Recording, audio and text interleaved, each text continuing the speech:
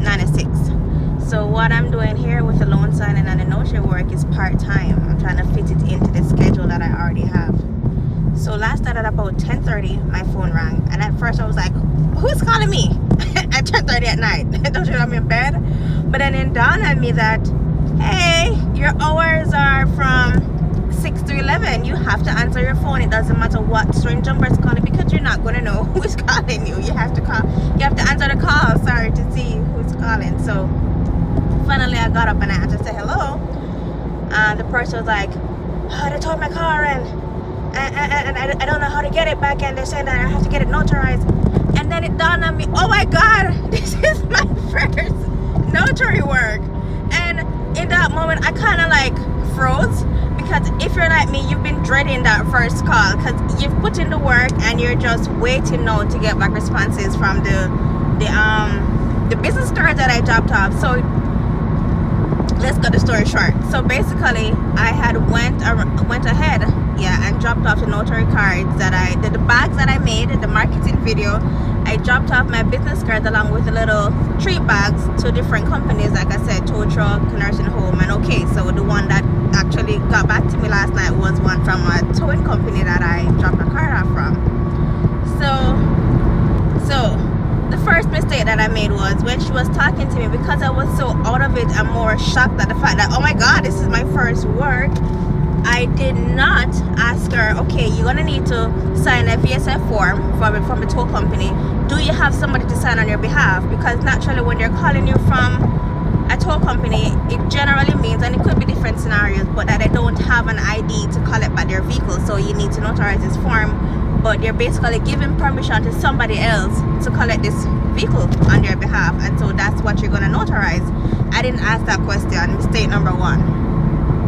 Mistake number two was I did not state my price.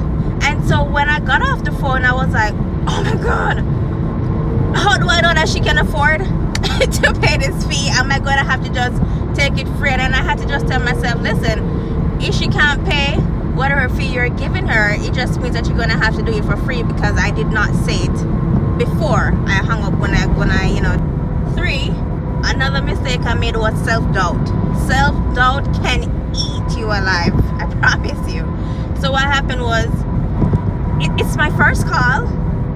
I'm already nervous. I did not ask the right questions. I did not say what was needed to be said in order to successfully get this job done without any problems on my end. And then I was doubting myself. It's like, am I gonna do this right? And that in itself can create errors, because errors that you wouldn't make, because it's not something that you don't know. It's just the doubt that's eating you alive that would have allowed me to create errors. Okay, fine. So she didn't show. I waited for about 35 to 40 minutes for her, got up on my bed, and she didn't show. I said that to say, people are gonna waste your time. And so don't be afraid to charge what you're charging for your fee at that time, because it's a matter of convenience.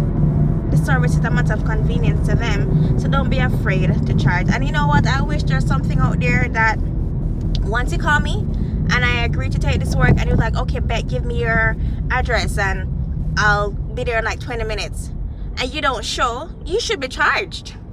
You should be charged, ma'am or sir. You should be, because that was my time that was wasted. I could have been sleeping, but then it's a part of a job, and so I know that it's a part of the job, especially that I have to do it at that time. That's the only time that I have to do the work. So if somebody calls me, I'm gonna have to answer. And so moral of the story is, answer your phone. I've seen my mentor, she has a video on YouTube, your fave notary chick.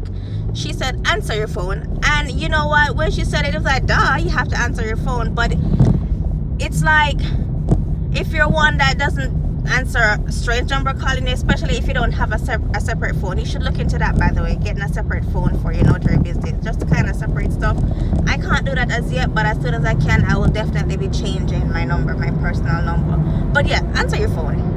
It's important to answer your phone. It doesn't matter, well, it matters the time depending on what your schedule is. But for me, I should be answering my phone and I should be ready up until 11, because that's what I said, and that's my hours, 6 to 11. trust that you've put in your work, you have done the courses, you've done what is needed to be done. And for me, I went an extra step and got mentorship.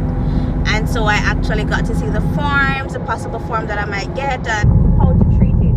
So don't doubt yourself, because that's going to create more errors for you in the long term. Because I was so nervous, I did not handle the call professionally.